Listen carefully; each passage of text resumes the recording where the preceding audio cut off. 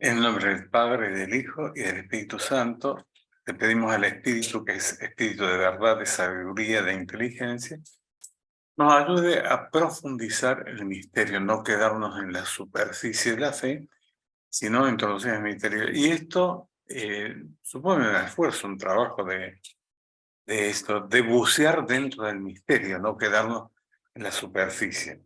Todo lo que yo quería compartir con ustedes es una aproximación, porque esto da para lugar a un conocimiento mucho más profundo. Yo voy a intentar algo ahora. Entender la resurrección como hecho histórico. Si la resurrección no es un hecho histórico, no estamos salvados. Por eso es importante entender como hecho histórico. Eh, la ciencia, la historia no admiten estas cosas y no admiten los testimonios. Por eso, para muchos es una nebulosa, es una... fíjense cómo el mundo, al no entender el misterio, se queda en la superficie. Saludos de Pascua, rosca de Pascua, huevos de Pascua, toda la cosa que no tiene que ver con el misterio. La resurrección es otra cosa, ¿no? Entonces, en estos días, en este tiempo, considerar el misterio pascual junto a la cruz y la resurrección. Nosotros decimos en el credo, al tercer día resucitó entre los muertos. Al tercer día, no 3 días. Vamos a poner, yo voy a poner los días como nosotros conocemos. Ellos manejan otro tipo de calendario. El jueves a la noche fue detenido. El viernes fue procesado y condenado y puesto en un sepulcro. Viernes, sábado, está en el sepulcro, el segundo día sería, y al tercer día, que el tercer día comienza a las 12:01, ahí comienza el tercer día. Ahora, las 12:01, ¿en qué momento? Y bueno, no, eso no hay ningún dato que lo diga, y no es importante, es decir, al tercer día no pasaron 3 días, sino que al tercer día. Tiene que ver también esto del tercer día. El tercer día, después va a aparecer un tema en el libro del Apocalipsis respecto del tercer día. La resurrección es un hecho sucedido y constatado históricamente. ¿En qué sentido históricamente? No en el sentido de lo que es la ciencia histórica ahora. Es decir, ¿quiénes son los testigos? Fíjense que acá hay un dato por demás interesante que no sé si se tiene en cuenta.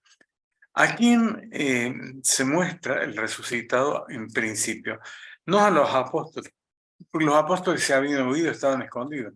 A las mujeres. Por eso estos movimientos de reivindicación de las mujeres son tan nuevos e ignorantes de lo que Dios ha querido y ha creado desde el principio. La mujer tiene una dignidad igual al hombre, que los hombres, inclusive en aquella cultura, que las mujeres no hayan sido consideradas con esa dignidad, es problema de los hombres, no de Dios. Por eso si miramos nosotros si acompañamos y miramos la vida de Jesús en los evangelios, las mujeres tienen un lugar privilegiado en todo esto, ¿no? No es ningún movimiento de reivindicación del poderío de la mujer de ningún modo. Y habría que también ver la distinción entre la naturaleza del hombre varón y de la mujer. Lo que tiene de feminidad, lo que tiene de delicadeza, de dulzura a la mujer es distinto del varón. ¿Qué es lo que le aporta a la relación esta cosa tan importante que no la puedes suplantar nadie más que la dulzura de la mujer? Entonces, se apareció a las mujeres primero. Fíjense que cuando, no tengo la cita ahora, pero Jesús envía a los apóstoles de 2 en 2, son varones van. Para que sea creíble el testimonio de los apóstoles van de 2 en 2, no va uno solo. La mujer ni contaba, así que el testimonio de la mujer era nulo. Si había que creerle a los varones. Fíjense en otro detalle, cómo los testigos de Jehová, porque los testigos de Jehová se desprenden también, van de 2 en 2. si ustedes lo ven.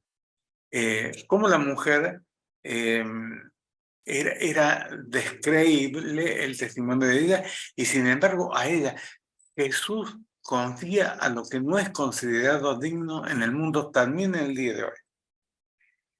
Para entender esto, este misterio de la resurrección, la mente, la inteligencia deben ponerse de rodillas ante el misterio, ¿no? Ponerse de rodillas significa inclinarse ante la verdad que abunda y nos trasciende. Y este misterio es mantenerse de pie erguido provocativamente, como cierta ciencia que se ensoberbece ante el misterio cuando lo niega, cuando no cree, cuando no tiene esperanza. El testimonio más antiguo, lo señalan todos los que estudian, es el texto de Pablo en la primera carta a los Corintios, capítulo 15, versículos 3 al 8. San Pablo dice: lo que yo les transmití es lo que yo a la vez he recibido, que Jesús murió por nuestros pecados, según las Escrituras, y describe ahora Pablo: se apareció a Cefas, a Pedro, luego a los 12, después a más de 500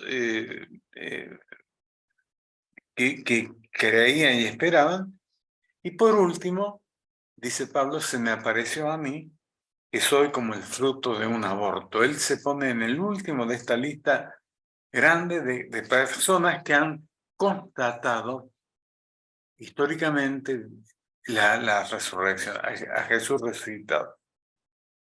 Una muerte que perdona los pecados porque desemboca en la resurrección. La mención a la sepultura, cuando se habla de la sepultura, está rubricando la muerte, mientras que las apariciones de resucitado atestiguan la vida. El que ha estado muerto vive y vive para siempre. Pablo entonces enumera los testigos de la resurrección, comenzando por los más calificados, Pedro, ¿no? Los 12, siguiendo por los otros apóstoles, y un grupo impresionante de más de 500 personas. Y en el último lugar, el Pablo. Que el resucitado va a ser distinto en el caso de Pablo, porque va a ser cuando él va a Damasco a buscar a los cristianos para traerlos para que sean ejecutados en Jerusalén. En el camino se le aparece resucitado, lo vuelca del caballo y lo tira, lo deja ciego. Ahí se le manifiesta el resucitado. El testimonio de estos testigos que comieron con resucitado es fundamental para nuestra fe. En estos textos bíblicos que vamos a ir leyendo en este tiempo de la Pascua, Jesús se le va a aparecer y ellos tienen miedo y dice, creen que es un fantasma. Y Jesús les hace ver, un fantasma no tiene carne y hueso como yo lo tengo. Y para constatar que no es un fantasma, inclusive hay textos que dicen, les pregunta él, ¿tienen algo para comer? Y comparte una comida. El fantasma no come, no se alimenta de alimentos materiales, ¿no? Todos estos son signos por los cuales Jesús se muestra como vivo, habiendo retomado lo que había entregado en la cruz. Confesamos nosotros una iglesia santa, católica y apostólica, en las que ellos vieron y creyeron. Aquí hay un texto de San Juan, en la primera carta de Juan, al principio, capítulo 1:1. Fíjense lo que dice Juan. Lo que existía desde un principio, él es el verbo eterno del Padre. Lo que existía desde el principio, lo que hemos oído, lo que hemos visto, le hemos oído y lo hemos visto con nuestros ojos. Lo que hemos contemplado, lo que hemos tocado con nuestras manos, lo han tocado a Jesús. Este es el testimonio vivo. No teorías y ideas por ahí. ellos han tocado, antes de la muerte, por supuesto, en la vida pública, han tocado, han oído, han escuchado al mismo misterio que después tenía que revelarse. Hemos tocado con nuestras manos acerca de la palabra de vida y esto es lo que les anunciamos, no un cuento, no una sensación de sopor de algunos, sino verdaderamente un testimonio de vida, de encuentro con Jesús. En la primera carta a los Corintios, capítulo 15, que recién yo mencionaba, Pablo argumenta y reduce al absurdo a quienes niegan la resurrección, también para ahora. Y Pablo dice, si Cristo no resucitó, es vana nuestra fe. Somos los más tontos, los más ingenuos del mundo. Si Cristo no resucitó, es vana toda la fe que nosotros querramos tener. Y nuestra esperanza es trágica e ilusoria, si verdaderamente Él no resucitó. Somos dignos de compasión si hubiéramos puesto nuestra esperanza en Cristo solo para esta vida. La hemos puesto en esta vida para encontrarnos en la vida definitiva. Y entonces Pablo ha recurrido a testigos oculares del hecho sobre la convicción sobre la resurrección. Tiene una base tomada de la experiencia. Cuando comienza a recomponerse después de la resurrección, se empiezan a reunir los apóstoles y como Judas había dejado, para decirlo de modo torpe quizás, pero dejó el lugar vacante, deciden elegir a uno que lo reemplace. Y ese uno es Matías, para ocupar el lugar de Judas. Los apóstoles pidieron como condición que el elegido, en este caso va a ser Matías, no solo haya sido compañero de ellos en el seguimiento de Jesús, sino que sobre todo haya sido testigo de la resurrección. Por lo tanto, la resurrección no es un producto de la primera comunidad, como hace cierta crítica poco respetuosa que lo propone así. Jesús había anunciado la pasión, por ejemplo, cuando dirigió a Pedro estas palabras. Lucas 22, 31, 32. Simón, mira, Satanás ha solicitado poder para zarandearte como el trigo. Yo he rogado por ti para que tu fe no desfallezca, porque no solamente a Pedro, sino a cuantos Satanás busca zarandearlos para que no sean capaces de decir y de ser testigos.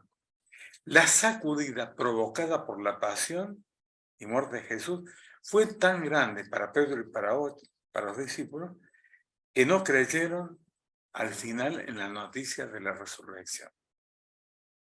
Y cada vez que el resucitado aparece, lo vemos en los textos bíblicos de este tiempo, ¿qué es lo que dice? Tengan en cuenta cuando los que van a misa, lo primero que dice Jesús resucitado, se apareció estando las puertas cerradas, quiere decir que su cuerpo espiritualizado ya no está sometido a las leyes de la materia aquí, y ese es un signo también de la resurrección. Y se aparece de sorpresa entre medio de ellos, ¿qué es lo primero que dice?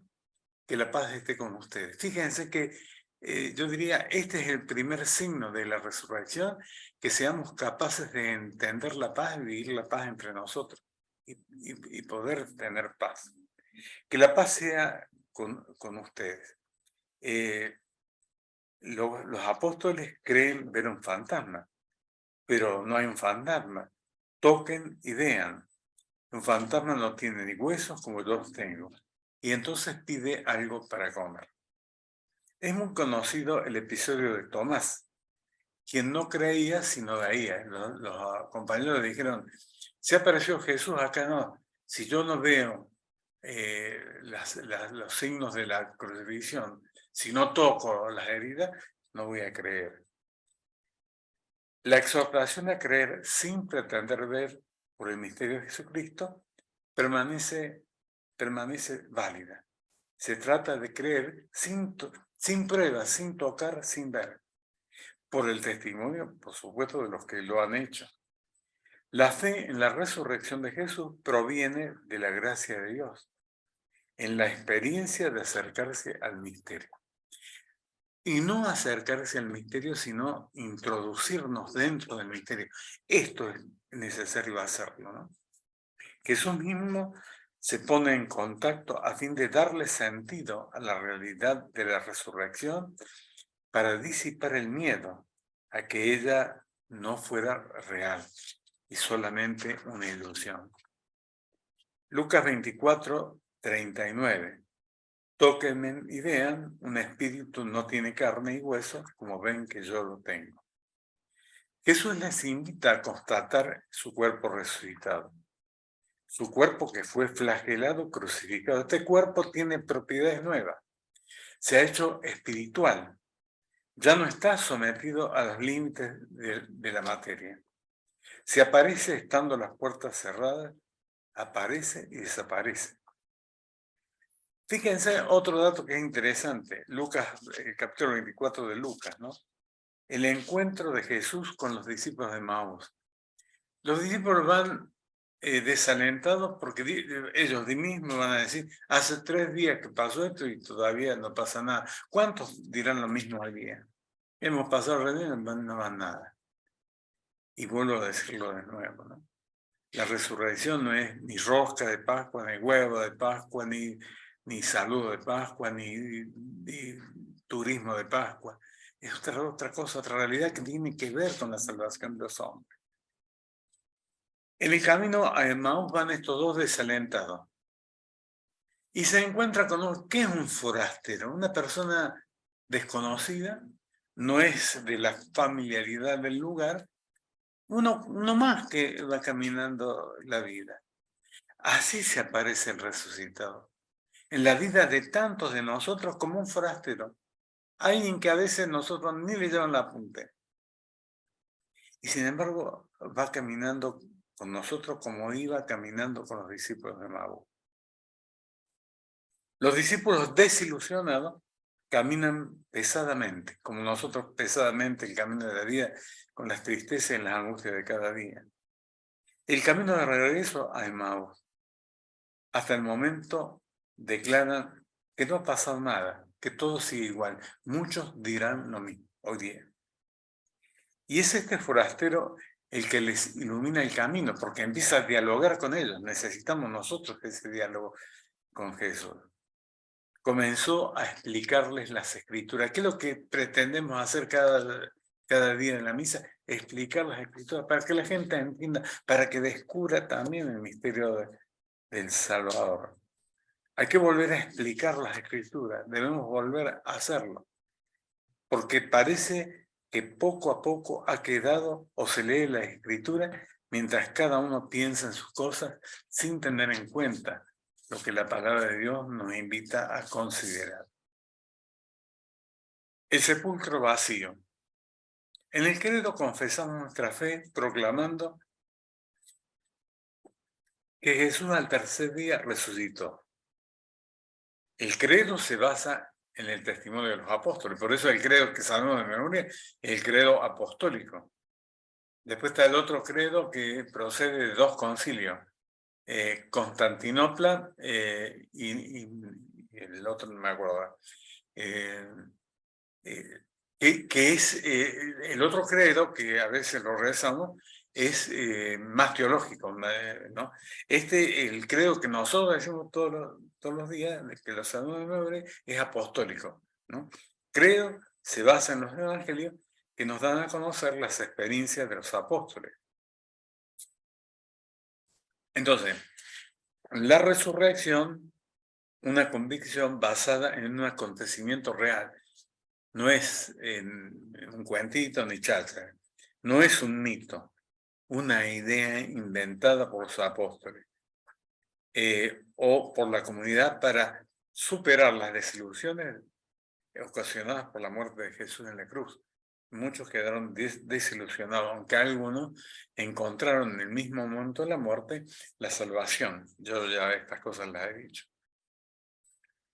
Los apóstoles incapaces de inventar una cosa semejante. Son hombres rudos, no tienen formación, así que no podían inventar cosas como pueden hacerlo los que tratan de explicar con la mitología los misterios, ¿no? Jesús, antes de padecer, mostró el poder que tenía y que podía disponer sobre la vida y la muerte, en el caso de la transfiguración, por ejemplo, que eso lo hace antes para que cuando llegue el momento de la pasión, ellos tuvieran en la mente, por lo menos, el recuerdo de esto, ¿no? De dónde procede él.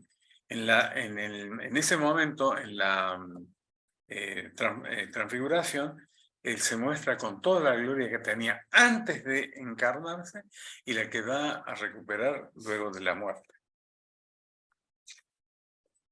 Hay entonces testimonios veraces referidos a la resurrección. Antes de morir, Jesús mostró el poder que tenía.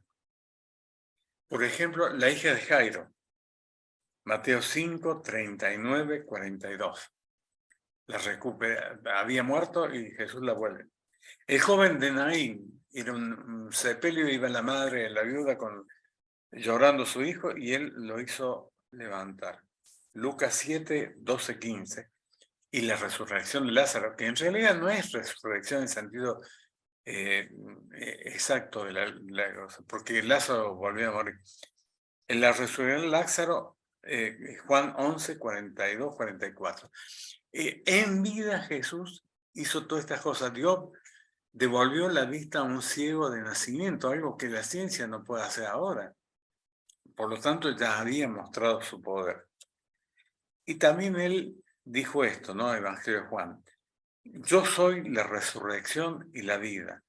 Todo el que cree en mí, aunque muera, vivirá, y todo el que vive y cree en mí, no morirá jamás.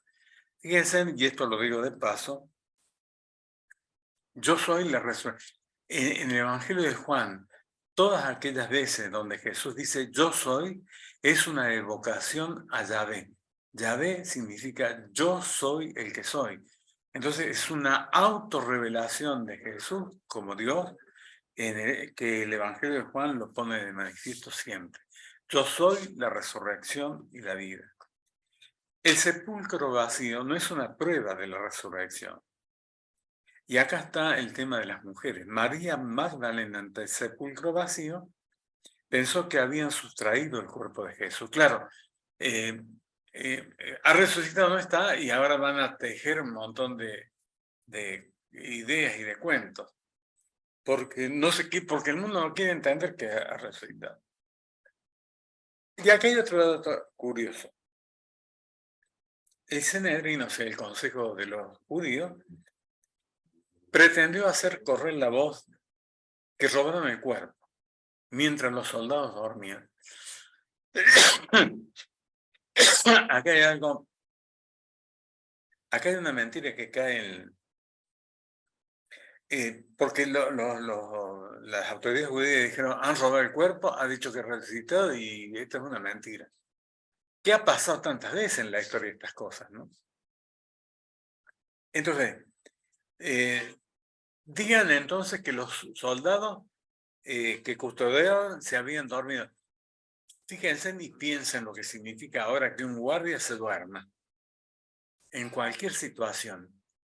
El guardia que se duerme en su lugar de custodia merece las plenas sanciones. Por lo tanto, están con una mentira queriendo confirmar y afirmar otra mentira más. Sin embargo, las mujeres a la mañana constatan, ha resucitado, no está aquí. Pero en el camino Jesús le sale al encuentro. Así, estas mujeres fueron testigos y las primeras mensajeras de esta alegre noticia. Jesús les ha salido al encuentro, como dije al principio, son las mujeres las primeras testigos del acontecimiento de la resurrección. Si el sepulcro cerrado por una piedra testimoniaba la muerte, ahora el sepulcro vacío, abierto, la piedra corrida, dan anuncio de que la muerte ha sido derrotada. aunque muchos no quieran entender.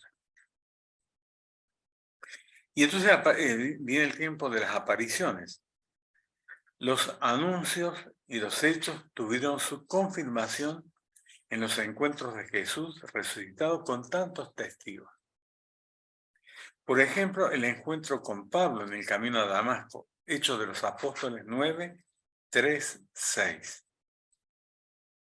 Y entonces en los evangelios hay muchos testimonios de quienes han tenido oportunidad de encontrarse con el resucitado. Y estos al encontrarse dejan también el testimonio de que Jesús ha estado presente. Jesús se presenta a las mujeres y a los discípulos con su cuerpo transformado en cuerpo espiritual, participando de la gloria, pero sin gestos triunfalistas, se presenta con una gran sencillez, como en el camino de Maús, como un forastero. Y como un forastero se nos tiene que aparecer a nosotros ahora en el camino de la vida. No, porque hay algunos que quieren una aparición gloriosa. No, no, no, no. Una cosa muy simple, muy desapercibida para el que no es capaz de percibir la fe. Y habla con los discípulos de Maús como quiere hablar con nosotros, como puede hablar con nosotros de amigo a amigo. No se ha enfrentado con los adversarios como un vencedor. No ha mostrado ser superior ante Pilatos, ante Caifás. De estas cosas tenemos que aprender nosotros en el camino de la fe. La identidad física de Jesús, su rostro, aquellas manos, el costado que fue traspasado, aquella voz que tantas veces habían escuchado, estas son las credenciales del resucitado. Fíjense, dije yo, tiene un cuerpo espiritualizado, que no está sometido a las leyes de la naturaleza. Todas las personas que han muerto, el alma, eso sería ya, el alma está en espera del día final, del cual tantos quieren saber cuándo es el día final. Cuando todo se termine, todos los que han muerto y cuyas almas están en la gloria de Dios, recibirán un cuerpo espiritualizado para identificarse con ellas mismas, cada persona. Esa también es la espera de todos los que ya han muerto y están en la gloria de Dios, esperando el día definitivo donde su alma adquirirá la forma de un cuerpo espiritualizado como lo tiene Jesús en la resurrección. Algo insólito. Jesús se manifiesta en principio a las mujeres, las reivindica como nadie puede hacerlo. Dios le ha dado a la mujer el lugar que ni los hombres fueron capaces jamás de darle a la mujer. No se muestra primero a los discípulos, sino a las mujeres. Y ni siquiera a los apóstoles, que eran el grupo de los 12. No, no. Las mujeres que eran despreciadas. A ver, no en la historia de Israel, en las culturas de la antigüedad. Los griegos, por ejemplo. La mujer no tenía lugar en esa sociedad. Yo tengo la oportunidad de leer, por ejemplo, el banquete de Platón, donde los hombres se reúnen y las mujeres no tienen lugar. Y se reúnen a tratar temas o a divertirse, pero las mujeres no entran. Por eso la cultura de este, machismo está en todas las culturas de la antigüedad. No es una cosa solamente de los hebreos, ¿no? Entonces, la identidad física de Jesús, el rostro, sus manos, el costado que fue traspasado, aquella voz que tantas veces habían escuchado, estas son las credenciales resucitados. Vuelven a aparecer ahora en la resurrección. No se muestra primero a los discípulos ni siquiera a los apóstoles. Las mujeres son los primeros testigos de la resurrección. Jesús ha confiado en la sensibilidad, la delicadeza, la dulzura de la mujer. Y para que ellas sean las que vayan a anunciar este misterio. Si Jesús no resucitó, ya lo he citado, dice San Pablo, vana es nuestra fe. Si no hubo una resurrección, somos los más tontos creyendo cosas que no nos salvan. Pero después da a conocer que se ha manifestado de tantos modos, modos que el mundo no quiere y no admite. Pablo ve en la resurrección, yo voy a leer así como lo leí y voy a explicar. Pablo ve en la resurrección la clave de bóveda de todo edificio de la doctrina. La clave, no sé si habrán escuchado alguna vez la clave de bóveda, pero yo la he escuchado muchas veces. ¿Qué es la clave de bóveda? ¿Cómo es una bóveda? Es una bóveda de ladrillo. Por ejemplo, el horno o la tapa de algunos pozos es una bóveda. ¿Qué necesita para que esto no se caiga? El ladrillo final, el que une todo. Y el que reúne todas las fuerzas y man. Entonces, le ponen al horno, le ponen el ladrillo que falta al final, que cierra todo, y te subí arriba y zapatilla y eso no se cae. Antes de poner eso, todo se derrumba. Entonces, se utiliza esta imagen para explicar, hacía falta para que esta verdad sea verdad y no se desintegre, la clave de bóveda. Esta es la clave de bóveda. Es una expresión que se usa a veces en el lenguaje popular. Yo lo he escuchado también muchas veces. Por eso quería explicarle. La resurrección es la clave de bóveda que afirma todo el edificio de la fe y no se cae, ni se desintegra, precisamente por la fuerza que hace la bóveda, el ladrillo final de la bóveda, que le da la resistencia a toda la bóveda. El ángel le recordó a las mujeres: ha resucitado como él lo había dicho. La resurrección confirma la divinidad. Jesús dice, Juan 8:28, cuando yo sea levantado sobre la cruz, entonces sabrán que yo soy. ¿Y quién es el primero que sabe que yo soy, que es Dios? ¿Que Jesús es Dios? Un soldado romano, un centurión romano. Cuando Jesús expira, verdaderamente este era hijo de Dios. O sea, en la boca de un pagano hay una confirmación, una afirmación de fe. El imperio romano, que para el imperio romano lo más importante de todo es el emperador, es Dios el emperador. No, acá el centurión hace una afirmación de fe sobre Jesús que acaba de expirar. Verdaderamente, este era hijo de Dios. La verdad, les digo, antes que existiera Abraham, yo soy, dice Jesús. Vuelto de nuevo la autorrevelación. Es Dios, aunque no se diga así. Por eso merecía la condenación, porque se había hecho Dios. Y entonces eso era una blasfemia. Cuando sea levantado sobre la cruz, entonces sabrán que yo soy, hasta el día de hoy. Él es Dios, pero con la suficiente, la delicadeza de no imponerse de ningún modo, sino mostrarse para que el que quiera creer, crea. Yo soy, para ellos fue una blasfemia, para nosotros es la salvación. De verdad les digo que antes que existiera Abraham, yo soy, porque claro, ellos le discuten, ¿cómo vas a si no, tiene 50 años, ¿no? Y Abraham hace cientos de años que murió? ¿Cómo va a ser? ¿No? Porque antes que Abraham fuera, yo soy. De nuevo, autorrevelación de Dios. Por eso merecía la condenación, entre otras cosas. Jesús nunca reveló de modo directo la gloria recibida del Padre. La ocultó en su humanidad hasta que se despojó muriendo en la cruz. Esta es la resurrección. Esto es aquello en lo que nosotros creemos. Y esto que yo he hecho ahora no es suficiente para tratar. Cada uno tendrá que hacer el esfuerzo de entrar dentro del misterio e ir descubriendo lo que Dios no niega a nadie que busque con sinceridad de corazón. Fíjate que el mismo Jesús había puesto en esos ejemplos, ¿no? Alguien que buscaba un tesoro y en un campo lo encontró. ¿Cuántos habrían pasado por ahí? pero él andaba buscando y encontró ese tesoro escondido. Estaba escondido, hay que encontrarlo, hay que buscarlo. O el que buscaba una perla fina hasta que encontró la que valía y por eso dejó todo.